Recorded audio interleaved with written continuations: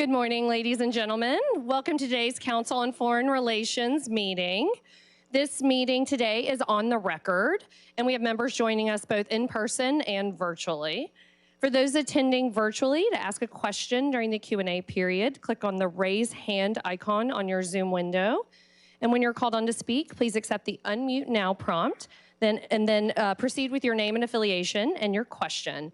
Your video will remain off, but your microphone will be unmuted. And for those of us attending in person, a reminder to silence your mobile devices. And if you're called on during the Q&A, please stand, make sure to wait for the microphone, speak into it, and state your name and affiliation.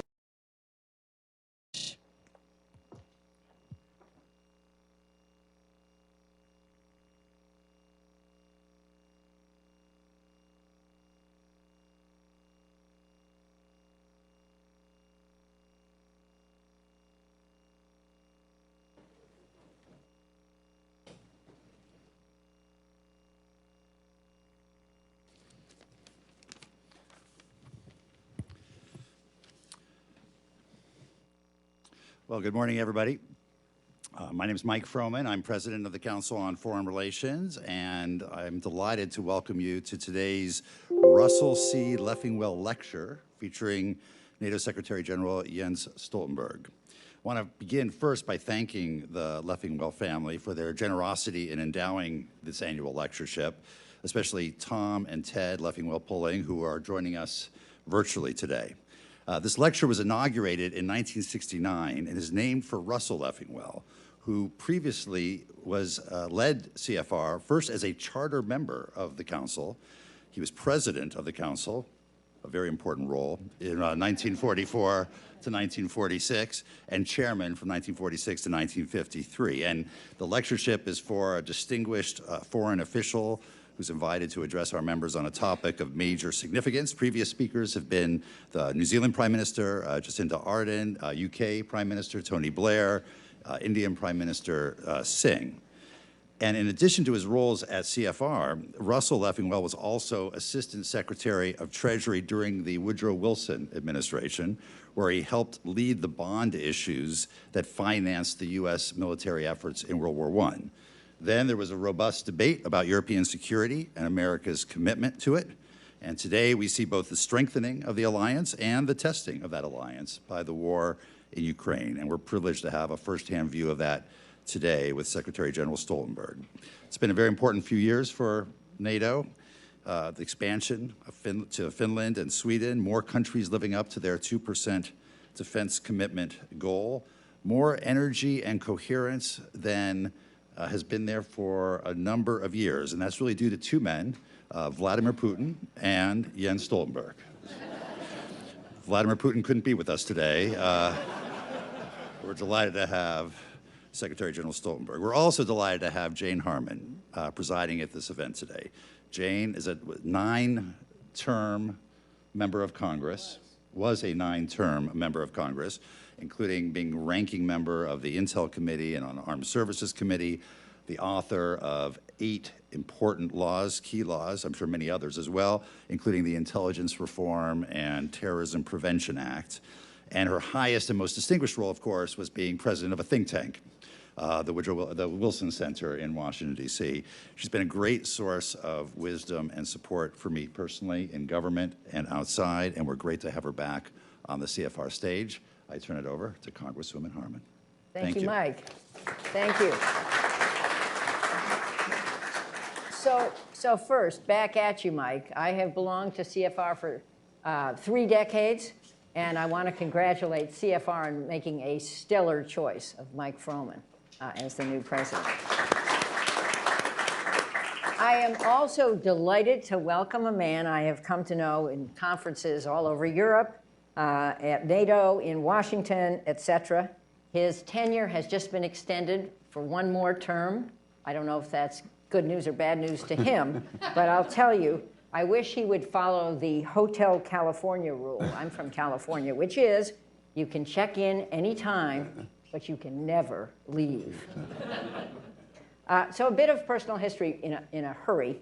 In 1995, I was in my 2nd term in Congress serving on the Armed Services Committee, And my daughter, my son Brian is in the front row, his sister Hillary called. She was a senior at Princeton and she was writing her honors thesis on the future of NATO. Oh.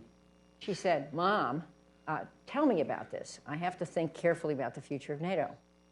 To which I responded, honey, I haven't been thinking about it. And, you know, I should have been, but when the Cold War ended, NATO had a new mission. And to remind, there were a number of studies, including one by the late, great Madeleine Albright, but NATO really came into its own, this future post-Cold War NATO, following the Russian invasion of Crimea and following, guess who joined NATO that year, 6 months later, Jan Stoltenberg. So he has said that he, you know, on his watch, NATO has implanted the biggest reinforcement of its collective defense since the Cold War. Before coming to NATO, Mike did not mention this, you were UN Special Envoy for Climate, and you were Prime Minister of Norway, among other things, so you bring enormous experience, and there is so much to ask, and so much for the audience, both here and virtual, to ask, and we'll get your questions in. My first question is, what is your agenda this week at UNGA? First of all, let me just thank you for inviting me. It's a great pleasure to be here and to meet with this council and this audience, and also to meet with you again, Congresswoman, because you're right, we have met many places across Europe. I think this is actually the first time we do something together here in New York, and that's one of the reasons actually why I'm here, is that the UNGA Week is a perfect platform to engage and to meet and to have a wide range of meetings, and that's exactly what I've done. Of course, the main purpose, the main task for me during this week is to mobilize support for Ukraine. Yeah. So that's what I've done in almost all of my meetings. The good news is that I feel that across NATO and also with partner nations, they realize that to support Ukraine is something we do because it's in our security interest to ensure that Ukraine prevails as a sovereign, independent nation.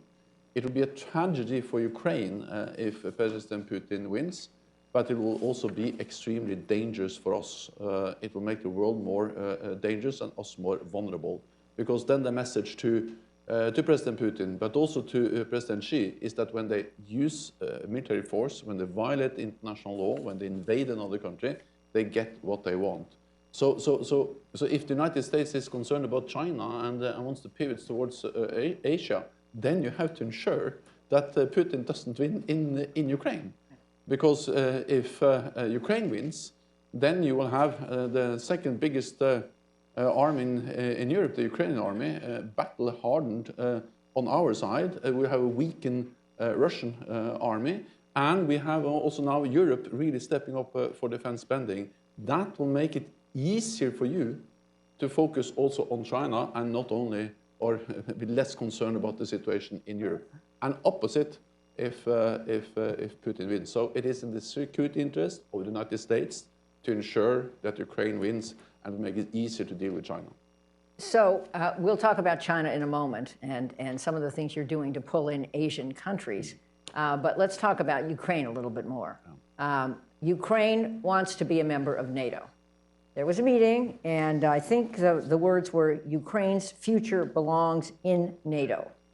What does that mean, and how should Ukraine think about NATO, and how does Ukraine think about NATO, Ukraine's membership in NATO? So first of all, Ukraine, of course, very much want to join NATO. They have stated that very clearly. The sentence you just quoted means that Ukraine will become a member of this alliance. And that was stated very clearly at the summit in Vilnius, the NATO summit in Vilnius in July. But to be honest, the most important thing we did was not to state that, because NATO has said that before. The most important thing we did in Vilnius was actually to move Ukraine closer to that goal, to move them closer to NATO membership. And we did that by deciding three things which moved them closer to become a full member. The first thing we did was to remove the requirement for membership action plan. Because for many, many years, it has been a requirement to join NATO that before you are invited, you are you will be a part of what we call a membership action plan, some kind of preparations for becoming a member on a later stage. Meaning that it's a two-step process to join NATO. First membership action plan, then invitation. We said in Vilnius there is no need for membership action plan. So this two-step process has been turned into a one-step process. So we can go direct from where we are today with Ukraine to an invitation. That's actually also the same we did with Finland and Sweden, but different from what we've done for the past decades for all the other new members. So that's the first good news for Ukraine on membership. The other good news was that we agreed a very comprehensive program for ensuring that Ukrainian armed forces are fully interoperable with NATO. And we set aside around roughly 500 million euros for that annually. And by ensuring that Ukrainian forces can work together and are fully operational with NATO forces, moves them in very practical terms closer to NATO. That also reflects the fact that they have now a lot of NATO weapons. So when we train them on HIMARS or on Patriots or on Leopard battle tanks or soon also F-16s, of course that moves Ukraine closer to NATO in very practical terms. And the third thing we did was to establish something called the NATO-Ukraine Council, which is a decision as a council that can make decisions, can organize different joint activities, and is an extremely important tool to integrate Ukraine and NATO even closer. So, yes, we said that Ukraine will become a member, but I will say it's even more important that we actually charted the way for how to achieve that goal. So Ukraine is closer to NATO membership now than ever before. Well, two sticking points on that, and then we'll turn to, I'd like to turn to Sweden. One is that Ukraine is in an active war against Russia. So if Ukraine were to join NATO now, wouldn't that trigger Article 5? That's one question. Second question is about corruption. Not that Ukraine is the only country on the planet, certainly in its neighborhood, to have some corruption, but Vladimir Zelensky has been eliminating corruption in a very brave way, firing a number of generals, et cetera. So is the corruption problem still a sticking point? And what about the fact that there's an active war going on? Well, the fact that it's an active war makes it impossible to just invite them tomorrow or today. So in one way or another, we need to deal with that situation. And of course, it's easier to foresee a membership when this war ends in one way or another. So that's also the reason why I think even those who are most eager to have Ukraine as a member as soon as possible realize that this is not something that will happen now. But at the same time, we need to, in a way, look beyond the active war which is ongoing, because when this war ends in one way or another, in the distant or near future, we need to ensure that history doesn't repeat itself. Because we have to remember that this is a pattern of Russian behavior over many years. First, they annexed Crimea, and we said that was unacceptable. And then a couple of months later, they went into to Donbass in 2014. And then we had these Minsk agreements with the ceasefire and ceasefire lines and so on. They violated them again and again over the years, and then suddenly we had a full-fledged invasion in 2022, last year. So it has been step by step. They're trying to take more and more territory from Ukraine, and the war didn't start in February last year. It started in 2014.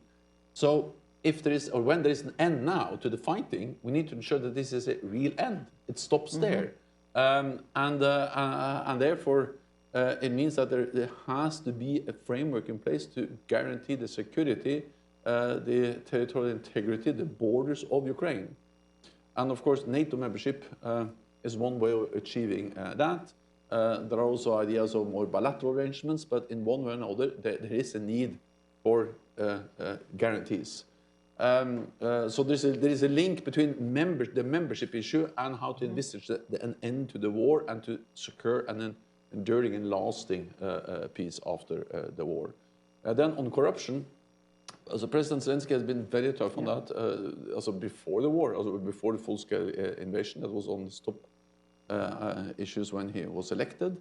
He has, and his administration has made progress, and many of the programs that we are conducting are also related to what we call transparency and better governance and reform of the defense and security institutions to fight corruption.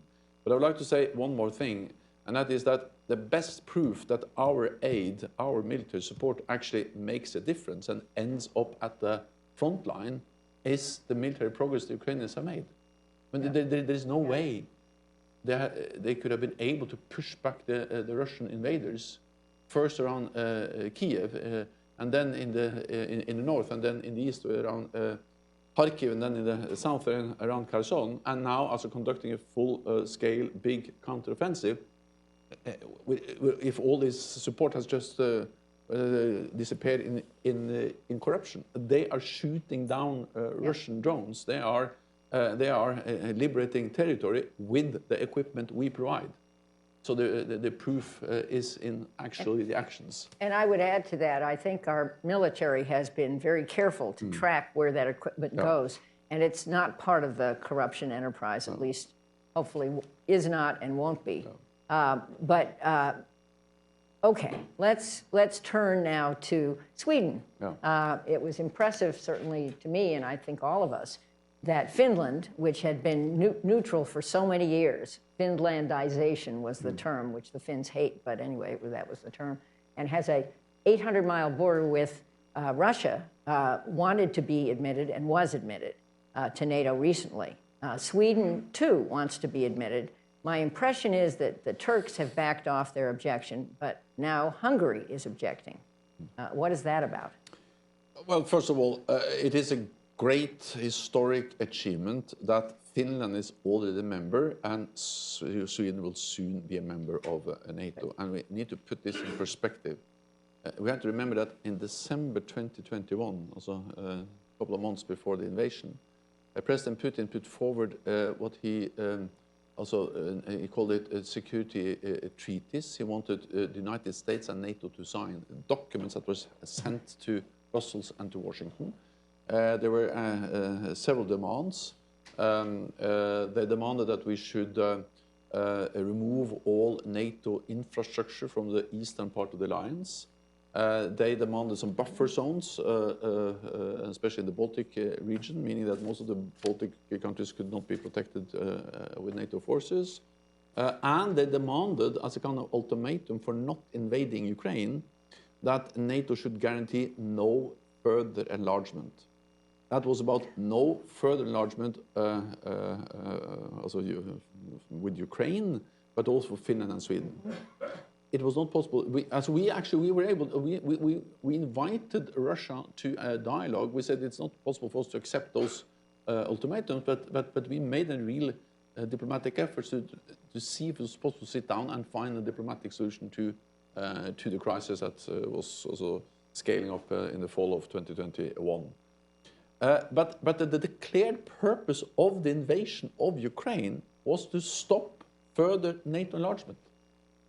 And to have less NATO with its buffer zones and the removal of NATO infrastructure from all those countries that joined NATO since 1997. So one of the main purposes was then to have less NATO members and less NATO presence in the eastern part of the alliance. President Putin has got exactly the opposite. Because the day of the invasion, NATO activated its defense plans, meaning we handed over more authorities to our Supreme Allied Commander Sakher, General Cavoli, and he used that to deploy more forces in the eastern part of the alliance. So there are more NATO forces, more NATO infrastructure, more NATO planes, more NATO ships, more NATO troops in the eastern part of the alliance now than ever before. The other thing was that Finland and Sweden applied. Yeah. They applied in May. And already in June, they were invited. So that's extremely quickly. So I was quite impressed by the speed. I think NATO has a good leader. But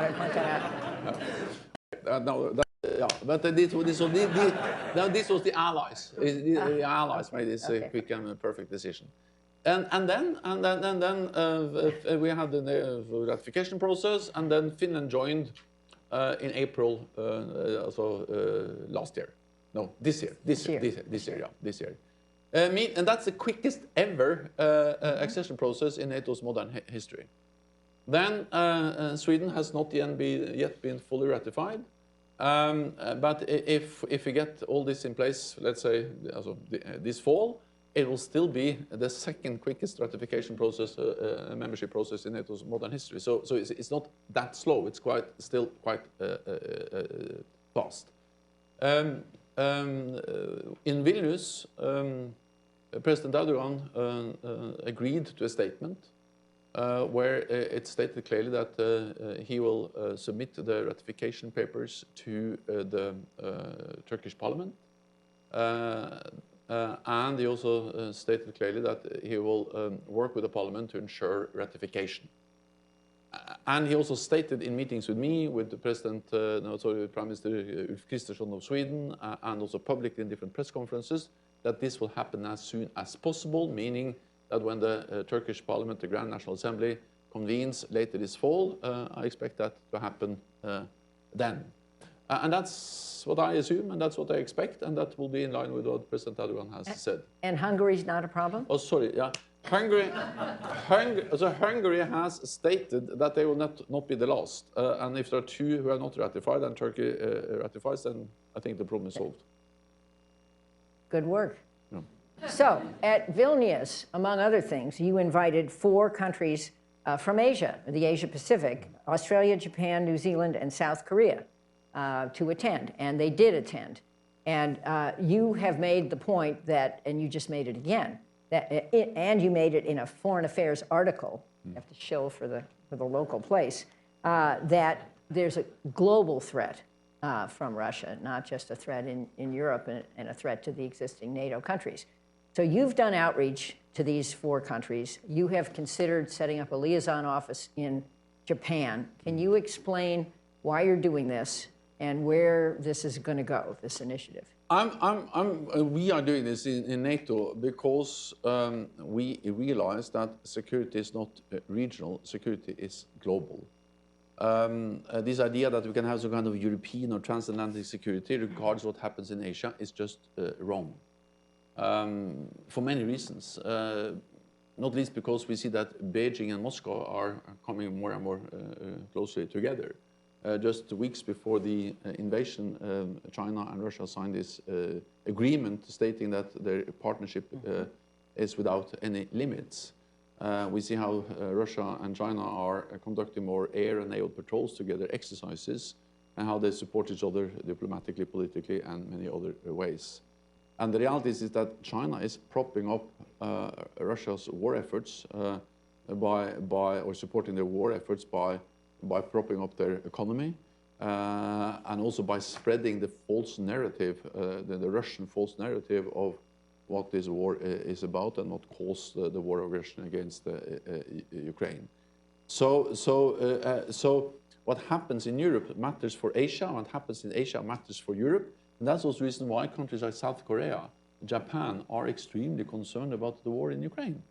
Because they know that if President Putin wins, it lowers the threshold for President Xi to use force. And they watch this very closely. NATO will remain a regional alliance, meaning that NATO will remain an alliance of North America and Europe. And if there's any enlargement, it will be with European countries. So NATO will not become a global Article 5 collective defense organization. But this North Atlantic region, which is quite big, 1 billion people, faces global threats. And that's actually nothing new. Terrorism is global. It brought NATO to Afghanistan on the borders of China. Piracy was something we fought not so many years ago and brought us to the Horn of Africa, our naval forces. Cyber is by nature global. Space is becoming more and more important for our security, all the satellites and all the things which are up there, which are so fundamental for our lives here at Earth. So we have faced global threats and challenges for many years. It has adapted NATO for many years. Then China also matters for our security in the North Atlantic region. So therefore, we need to work with our partners in that region, Japan, South Korea, Australia, and New Zealand. The leaders participated for the second time at the NATO summit in July this year in Vilnius. And we are working on how we can do more together with them, ranging from cyber to exercises and many other things. Well, I just point out, too, that you also have liaison relationships in the Middle East, and you have one in the Global South with Colombia. Yeah. But one more question about what you're trying to do in Asia, especially with this office in Japan. Rumor has it that the president of France is not happy with this idea. Is that true? Well, and what are his objections? We have not yet established that office. We are looking into it. We're working on how we can have a liaison office in Tokyo. As you said, we have liaison offices many other places in the world. It's nothing new. And again, it doesn't mean that NATO will become a global Article 5 alliance. It means that we realize that Japan, Asia, is a highly valued, Japan is a highly valued partner for us. We need to work more closely together, and just to facilitate practical cooperation and also political dialogue, it's helpful to have a liaison office in Tokyo. So that was an answer about Macron? No, I did. Yeah, so well, I think I will make my work as Secretary General more difficult if I told you everything about every ally. As a recovering politician, I'll give you a pass. But also NATO, the NATO force was a huge part of the force in Afghanistan, let's remember. Yes. So NATO has been very much present outside of the European region. So one more question for me, and then we'll take all of your questions.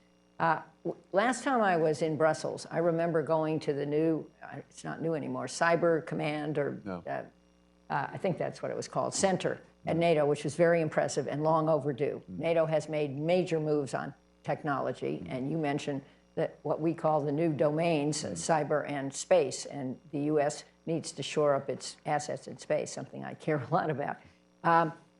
But my question is, well, let me back up. I mean, my background is in intelligence and security, and I have watched our intelligence agencies do something unprecedented in the last months as the Ukraine war has progressed, and that is to selectively declassify some of our intelligence, which of course was very accurate and very helpful.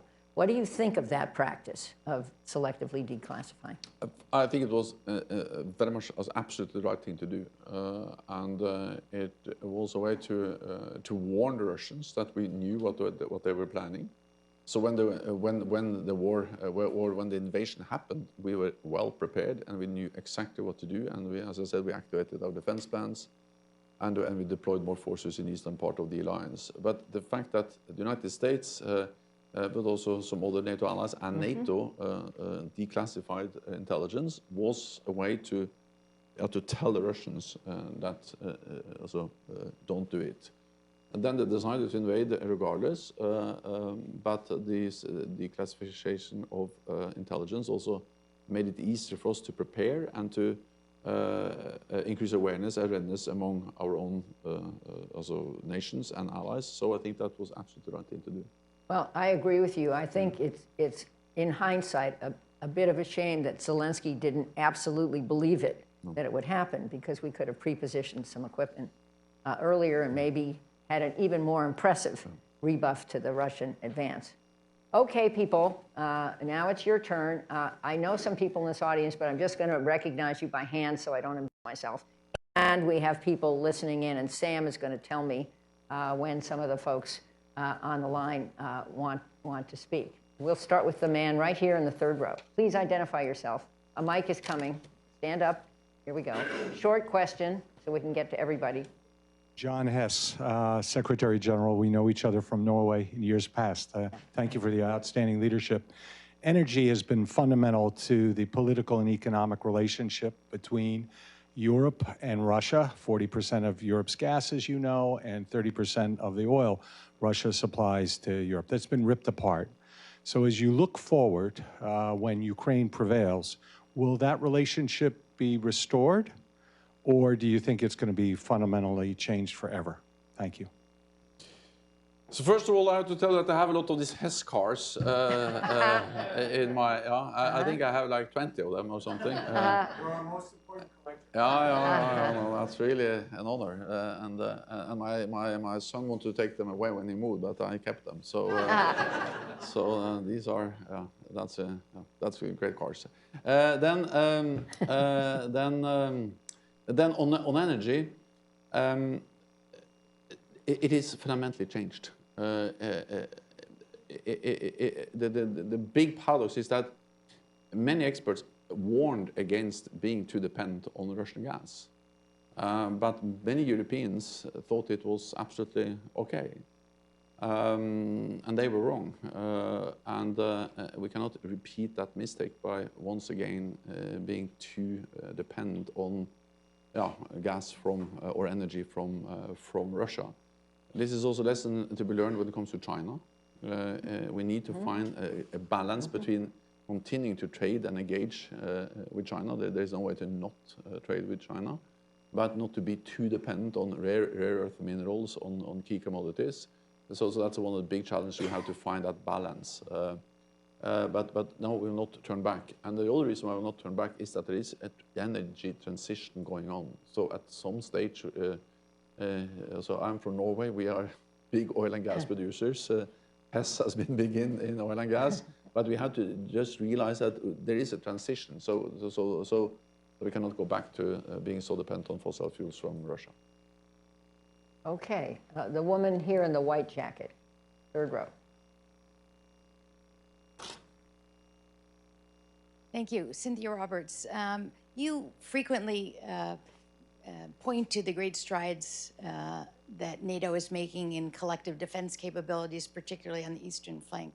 But you rarely speak about, you do speak about it, but rarely talk about modernizing or changing or improving NATO as a nuclear alliance. And I wonder, what's your perspective on this, given Putin's nuclear threats, and also that the US, as you know, in 2020, decided to deploy the W76-2 low-yield SLBM to bolster, as it said in the press briefing, especially extended deterrence missions. So do you think NATO needs to do more in the nuclear area? Thank you. NATO, as long as there are nuclear weapons, NATO will remain a nuclear alliance.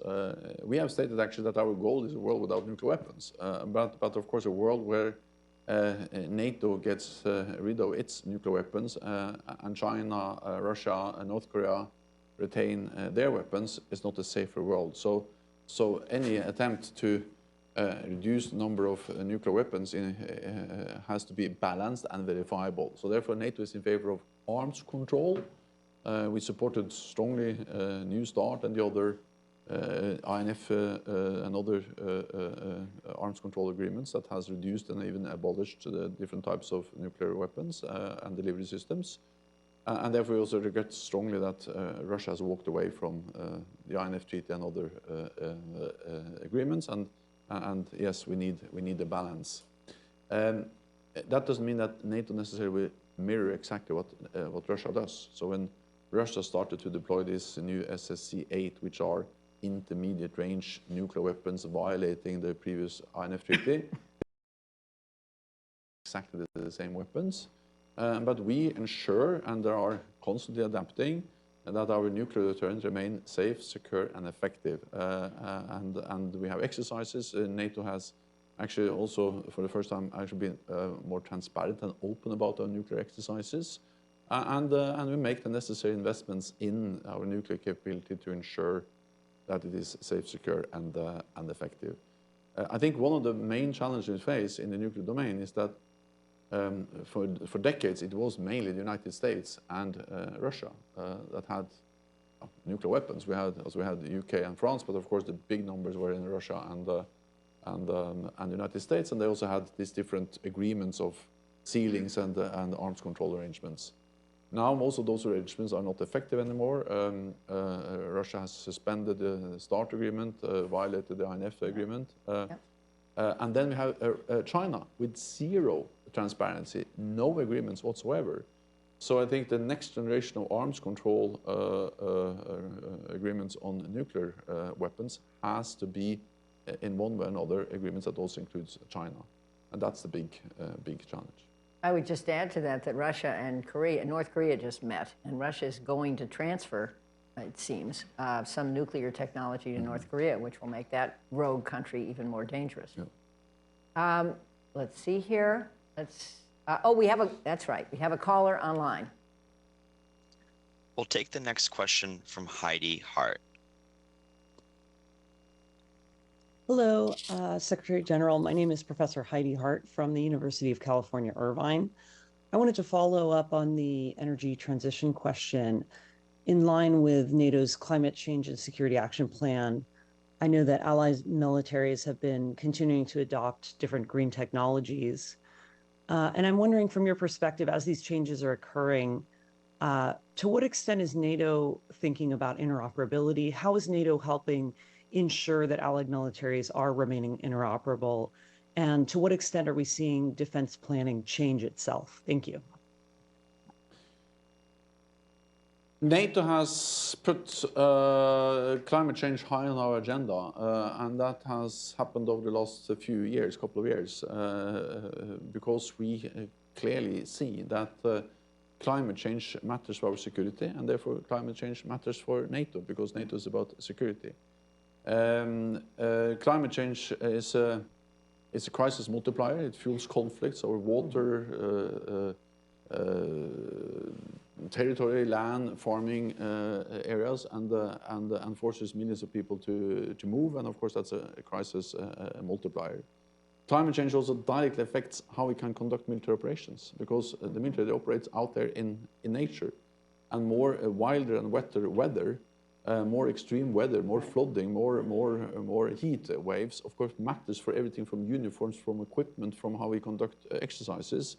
We have a NATO presence in Iraq. The soldiers there have experienced more than 50 degrees Celsius many times, and it just flooding or rising sea levels matters for a large number of our naval bases. So it has a direct impact on actually how we conduct military operations. Then there's yet another aspect with climate change and NATO, and you refer to that, and that is, of course, that if we really want zero emissions, so net zero, we also need to include our military forces in one way or another. And I'm a great supporter of big naval ships and aircraft carriers and fighters and so on, but they're not very climate friendly. they are really consuming a lot of fossil fuels. And at some stage, we need to start to switch also these heavy military vehicles and ships and planes to some kind of environmentally friendly energy. Some of them are actually nuclear driven, some of the submarines and the aircraft carriers, but most of them are based on fossil fuels. And that has started. There are some examples of biofuels for fighter jets. There are some more use of solar energy for fueling different kinds of military equipment and so on. And the point is that at some stage, this will be the best thing for the armed forces, not only for the climate. Because if we had to choose between a kind of a combat effective battle tank or a green battle tank, of course we will choose the combat effective. We cannot sacrifice our security. But at some stage, that will not be the issue. Because when we see the big energy transition which is taking place in the civil sector, where the most modern cars are electric cars, where the most effective engines are not fossil, at some stage, if the military sector remains fossil, will be the last fossil sector in the society. And that will not be the best engines. It will not be the best weapon systems. So the question is, when do we do the shift, and how do we do the shift, and how for how long time have we both fossil and electricity-driven military vehicles? So it's not an easy transition. It will happen. And the only way to ensure that we have the best and most modern and combat-effective equipment in the future is to ensure that it is also climate friendly, because that will be the best engines. The last thing I will say about this is that our armed forces have been through similar transitions before. The best example is Winston Churchill, when he was the Minister for the Navy in just at the beginning of the First World War. 1 or 2 years before that, he decided to go from coal to oil. That was a big transition because, of course, they had all the infrastructure for coal in all the harbors and the depots around the world, but he saw that oil was more effective, more power, higher speed, and then he made that decision for the British Navy, and that gave him a big advantage. So I don't think Churchill did that for climate change reasons, but it made the British Navy even more effective. But let me just add to that. I mentioned in your biography that you were the UN Special Envoy on Climate a while back, a decade back. Yesterday, the Secretary General Guterres convened a climate panel here. Just asking, this may be another politically incorrect question, is the UN doing enough on climate, and could the UN be doing more on climate to help NATO? UN could, of course, do much more, but in one way you cannot blame the UN. We have to blame member states because they have made some good agreements, the Paris Accord, but we need a faster and more speedy implementation of those decisions, and that would be good for NATO because again, even if you don't care about climate change, you have to realize what's happening now with the heat waves, the wildfires, the flooding, matters for our security. And there is an enormous transition energy revolution which has to be compared with the first industrial revolution. And if the armed forces are not part of that, we will lose. So I care about climate change and security, so I'm twice double interested in these issues. Right. The woman in front in black, right here. Oh.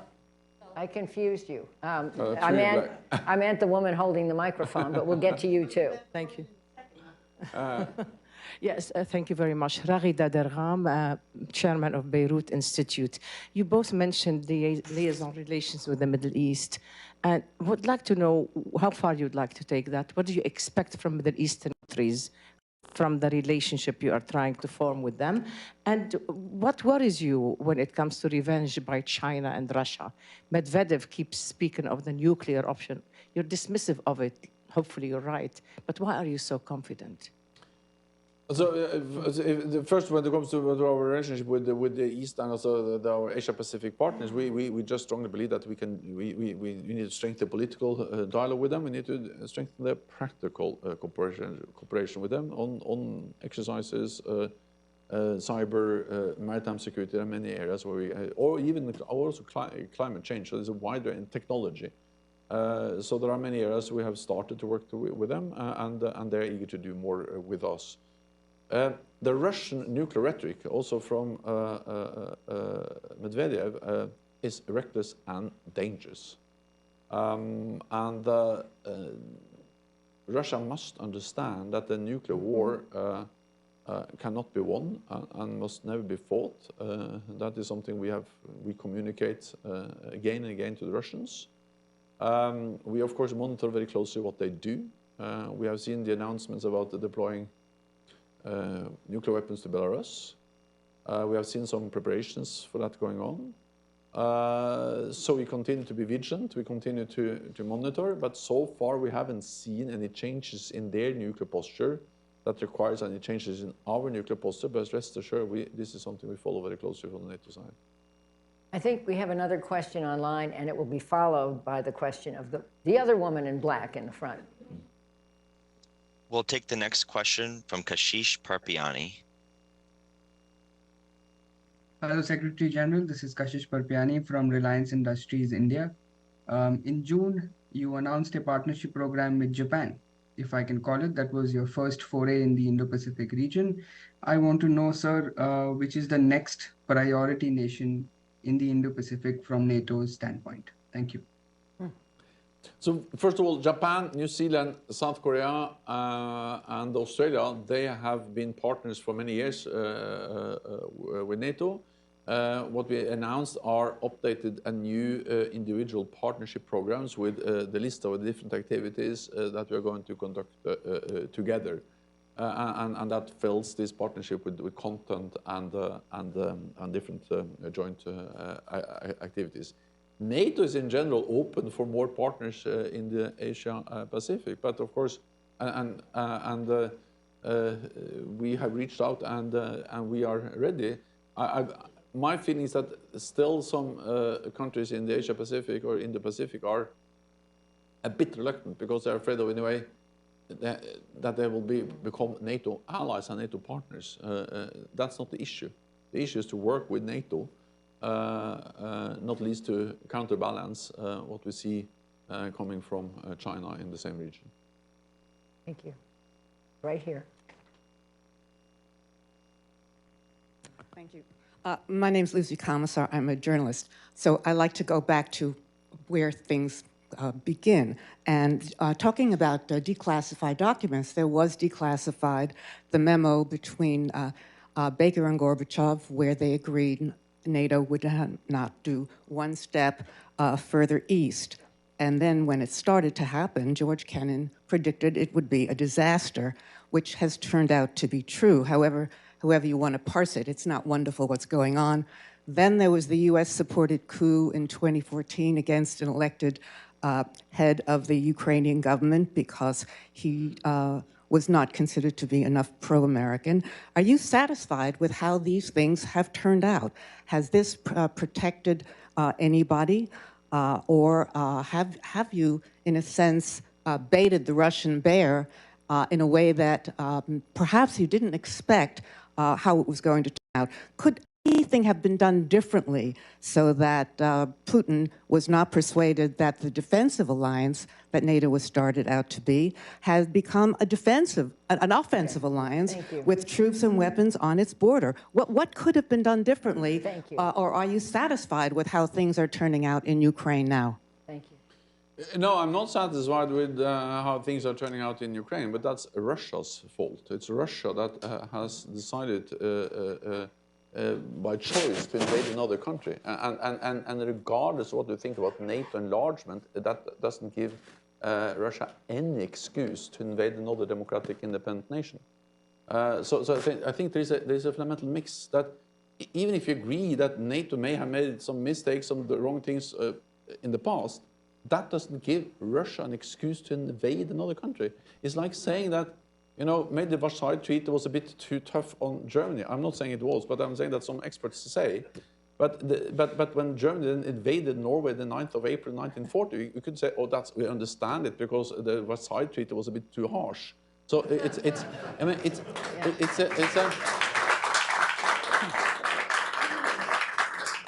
yeah, but it is important because there are too many people are thinking in these ways. That in a way, because NATO and NATO allies did something wrong 5, 10, 20 years ago, right or wrong, it doesn't give an excuse to invade another country and kill tens of thousands of people. And if you don't understand that, then you really don't understand a fundamental principle and some fundamental values, which is about the relationship between countries, but also between people. This is about killing people. And there is no excuse for doing that. That's the first thing. The other thing I just want to say is that this idea that it is a provocation, a threat to Russia, that countries through democratic, free decision-making join NATO is also very dangerous. Because what you say then is that small countries in Europe cannot choose their own path. And I'm coming from Norway, a small country bordering Russia, or the Soviet Union. And in 1949, Norway is the only country bordering the Soviet Union, joining NATO. Stalin said that was a provocation, a threat. But I'm very glad that Washington, Paris, and all the other big countries in NATO said it's for Norway to decide, not for Stalin. Mm-hmm. So we joined NATO. And if you accept that Latvia, Lithuania joining NATO is a threat to Russia, then you take away the right of the people in Latvia and Lithuania and Poland to decide their own future. and they have the right to try to decide. It's not Moscow. It is the people of Lithuania that decides about Lithuania. And this idea that NATO is aggressively going east, no. It's the eastern countries that are going into NATO through democratic, free decisions. So these are fundamental ideas. We should respect them, and that's what NATO is about. I would just add that we're at the UN General Assembly, and the basic tenet of the UN Charter is respect for the sovereignty of other states. Russia was an original signatory to that charter, and in 2014, I don't think there was a U.S. coup. I think the Ukrainians voted in a democratic election to select someone else. There were protests on the Maidan. I was there, and I was an observer of that election on a delegation led by Madeleine Albright, and it was a free and fair election. So let's see. Let's go in the way back on the aisle on the left side, my left side. Andrew Nagorski, formerly recovering journalist, author. A quick question. I mean, I think you've been making a very eloquent case for maintaining very strong support for Ukraine, as others have. But in this country, there's also a strong debate on that. There are definitely people wavering or opposing. And one of the bits of ammunition they use is the fact that the largest European country, Germany, is not living up to its pledge of 2% and seems to have even lost any desire to do so. How do you respond to that? And are you able in any way to make the German government reconsider its current stance? First of all, the issue you raise is extremely important, and that is about burden sharing in NATO. And of course, when we stand together, we promise to protect each other. An attack on one will be regarded as an attack on all. We need to also invest together in our shared security. And therefore, I think it's absolutely fair that different US administrations over the last years have raised the need for European allies and Canada to invest more. And made an important decision at the NATO summit in Wales in 2014 that we should spend 2% of GDP on defense. At that time, 3 allies met that 2% guideline, the United States, the United Kingdom, and Greece. Since then, all allies have increased defense spending significantly. More and more allies meet the 2% guideline. Now it's 11 allies. Next year we expect even more. And even those allies who are not yet at 2% have moved closer to 2%. In total, European allies and Canada have added 450 billion extra. So I'm not saying that everything is fine, but I'm saying that compared to where we were just a few years ago, we're in a total different place regarding how much European allies and Canada are investing in defense compared to the United States. And that's extremely important, and not least the war in Ukraine demonstrates that. Then, on top of that, there is also an issue related to burden sharing when it comes to support of Ukraine. And there are different figures and different numbers out there, and it's not always easy to compare what is actually committed compared to what is actually also transferred and so on. But I think that one of the best databases for measuring this is something called the Kiel Institute, and they track this on a regular basis. The latest figures they published are showing that when you look at military support, the military support from the United States to Ukraine is more or less exactly as big as the military support from non-US NATO allies. Also meaning that European allies and Canada are in total providing roughly the same amount of military support to Ukraine as the United States. And their economies are roughly the same as non-US and US. So that's, you can discuss details, but roughly there is fair burden sharing when it comes to military support from US and other NATO allies to Ukraine. On top of that, of course, European allies are also receiving millions of refugees and also, of course, paying the price for the economic sanctions in a different way than the United States. So burden sharing is very important. The good news is that European allies are really now stepping up. Yeah, I hope a few members of Congress just heard that. Let's go to the back in my far right. Yes, right there. Thank you so much. Will Malden with the Wall Street Journal, and thanks for having us. I wanted to ask about the Black Sea. We had a story this week saying that Ukraine is kind of clawing back a safer zone in the northwest part of the sea. to export grain, which is important economically for Ukraine and food for the world, of course. Wondering if NATO is playing a role in the Black Sea, if it should play a greater role, or if it is playing a greater role than we realize, and what would be most helpful there. Thank you. Also, then NATO is playing a role and NATO is present, and of course NATO allies are present, and of course we coordinate and work together as NATO and NATO allies. Partly because 3 of the littoral states in the Black Sea are NATO allies, Romania, Bulgaria, and Turkey, and then we have 2 very close partners, Georgia and Ukraine.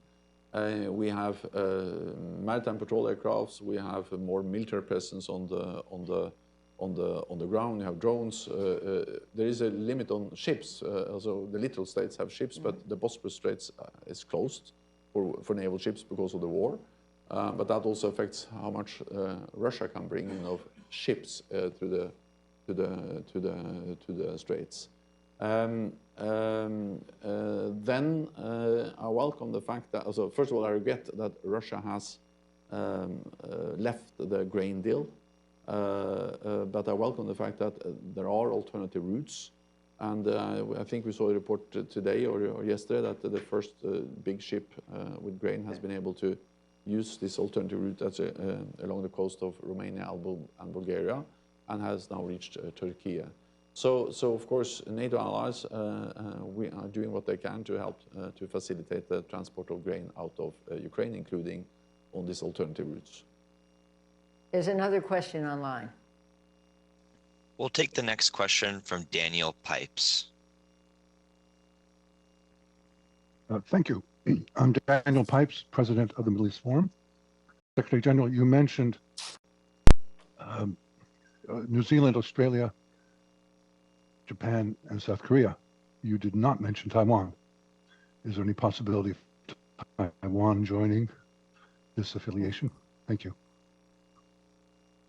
Joining what? Joining NATO or joining the partnership? Being added to the list of 4 Asian countries that you're talking to. So first of all, I mentioned only those 4 countries which are partners of NATO today. It's not an agenda for Taiwan to join, to become a formal NATO partner.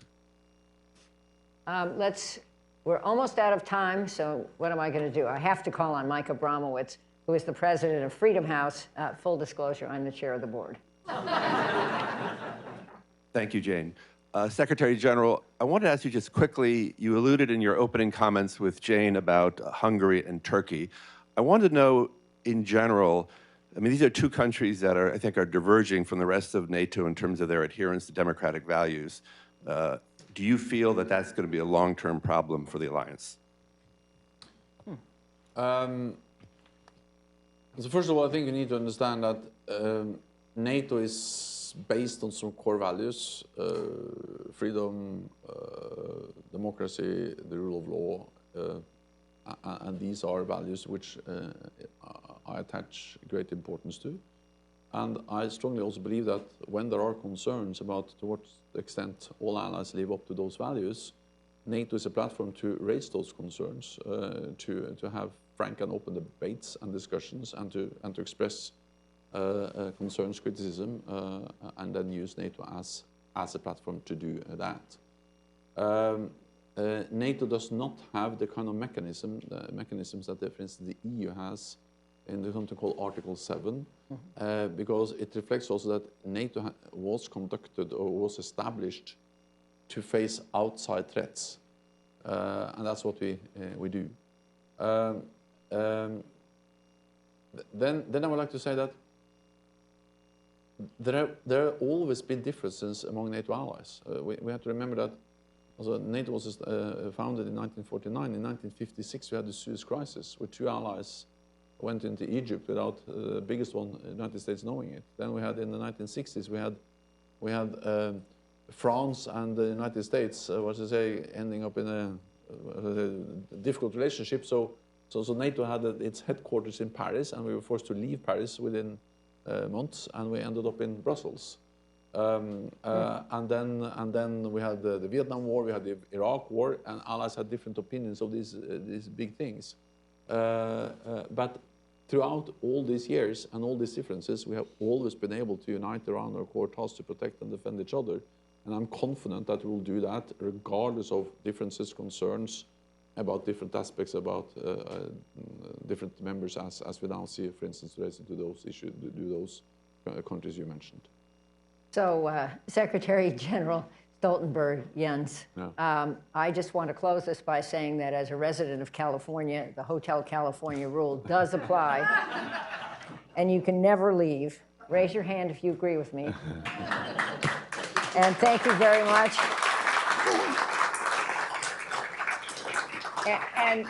And to our audience, please note that the video and transcript of this session will be posted on CFR's website.